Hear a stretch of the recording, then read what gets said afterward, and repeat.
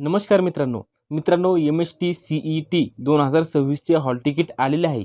तर हे hall ticket download कसे करायचे आहे याची माहिती आपण या व्हिडिओमध्ये पाहणार आहोत। तर त्यासाठी हा व्हिडिओ नक्की शेवटपर्यंत पहा आणि आपल्या चॅनलवरती पहिल्यांदाच आला असाल तर चॅनलला सबस्क्राईब करून ठेवा, म्हणजे असेच महत्त्वपूर्ण व्हिडिओ आणि अपडेट तुम्हाला भेटत राहतील। तर चला मित्रांनो, व्हिडिओ सुरू करूयात। तर त्यासाठी तुम्हाला सर्वप्रथम Google ओपन करायचे आहे आणि यामध्ये mahaCET.org या वेबसाईटवरती यायचे आहे आणि यामध्ये पहिल्याच वेबसाईटवरती आपल्याला क्लिक करायचे आहे।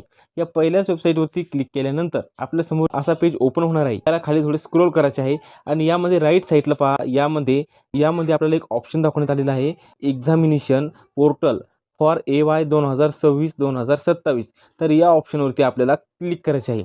जसे तुम्ही यावरती क्लिक कराल तर तुमच्यासमोर एक परत नवीन पेज ओपन होणार आहे। Government of Maharashtra academic year 2026-27 असा पेज तुमच्यासमोर ओपन होणार आहे। तर यामध्ये तुम्ही रजिस्ट्रेशन करता वेळेस जो ईमेल ID दिलेला होता तो ईमेल ID यामध्ये टाकून घ्यायचा आहे आणि पासवर्ड टाकून साइन इन या ऑप्शनवरती क्लिक करायचे आहे।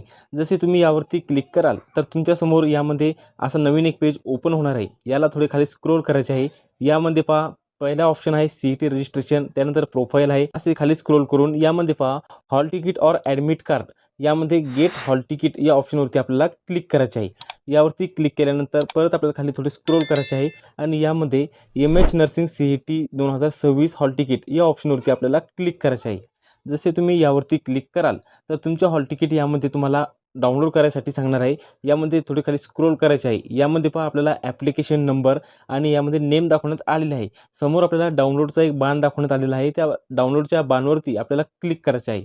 तर या ठिकाणी पहा तुमचे हॉल तिकीट या ठिकाणी डाउनलोड झालेले आहे। यामध्ये तुम्ही खाली थोडी स्क्रोल करून यामध्ये तुमची सर्व माहिती पाहू शकता। यामध्ये कॅन्डिडेट नेम दाखवण्यात आलेले आहे, त्यानंतर या ठिकाणी परत कॅन्डिडेटचे फुल नेम दाखवण्यात आलेले आहे। यामध्ये आधारचे शेवटचे 4 अंक दाखवण्यात आलेले आहे। त्यानंतर तुमचा परीक्षा क्रमांकाचा जो काही रोल नंबर असणार आहे तो रोल नंबर, त्यानंतर डेट ऑफ CET एक्झामिनेशन, तुमची एक्झाम कधी असणार आहे, त्यानंतर रिपोर्टिंग टाईम, त्यानंतर खाली तुम्हाला एक्झामिनेशनची वेळ काय असणार आहे ती वेळसुद्धा या ठिकाणी दाखवण्यात आलेली आहे। आणि त्यानंतर खाली थोडी स्क्रोल केल्यानंतर या ठिकाणी तुम्ही पाहू शकता यामध्ये तुमचा CET एक्झाम सेंटर ॲड्रेससुद्धा या ठिकाणी दाखवण्यात आलेला आहे।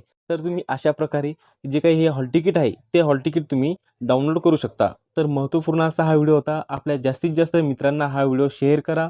धन्यवाद।